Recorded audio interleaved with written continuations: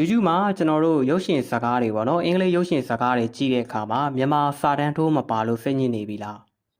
ဒီလိုမျိုးအင်္ဂလိပ်ဇာတ်ကားတွေကိုမြန်မာစာတန်းထိုးပြီးကြည့်လို့ရအောင်ဘယ်လိုလုပ်ရမလဲဆိုတာကိုကျွန်တော်ဒီဗီဒီယိုလေးမှာပြောပြပေးမှာဖြစ်ပါတယ်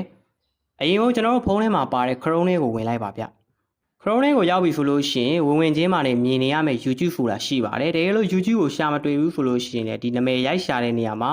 YouTube ဆိုပြီးတော့ရိုက်ရှာလို့ရပါတယ်ပြီးရင်တော့ YouTube လေးကိုဝင်လိုက်ပါကျွန်တော်တို့ Chrome လေးက YouTube လေးကိုရောက်ပြီဆိုလို့ရှိရင်အရင်ဖုန်းလောက်ရမယ့်အချက်ကအပေါ်တောက်မှာရှိတဲ့အဆက်3ဆက်ကိုနှိပ်လိုက်ပါ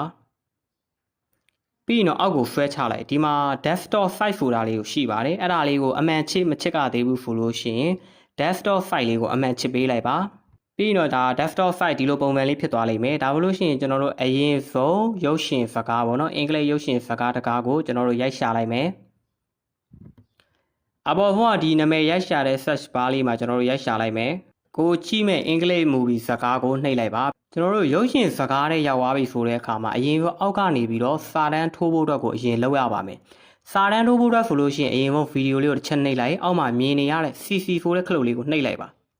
နော်ဒါလို့ရှိရင်ကျွန်တော်တို့ရဲ့ရုပ်ရှင်မှာအင်္ဂလိပ်စာတန်းထိုးလေးဖြစ်လာပါပြီကျွန်တော်တို့ကဒီအင်္ဂလိပ်စာတန်းထိုးလေးကိုမှမြန်မာစာတန်းထိုးပြီးပြန်ပြောင်းပါပါကျွန်တော်တို့အရင်ဖုန်းရုပ်ရှင်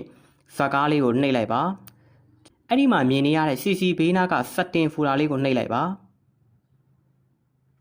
ဒီမှာမြင်နေရမယ့် setting တွေက set title ဖူတာလေးကိုနှိပ်လိုက်ပါအဲ့ဒီမှာတော့ဒီလိုအင်္ဂလိပ်ဖူတာ auto generate ဖြစ်နေလိမ့်မယ်ပေါ့နော်အဲ့ဒီအောက်ကနေ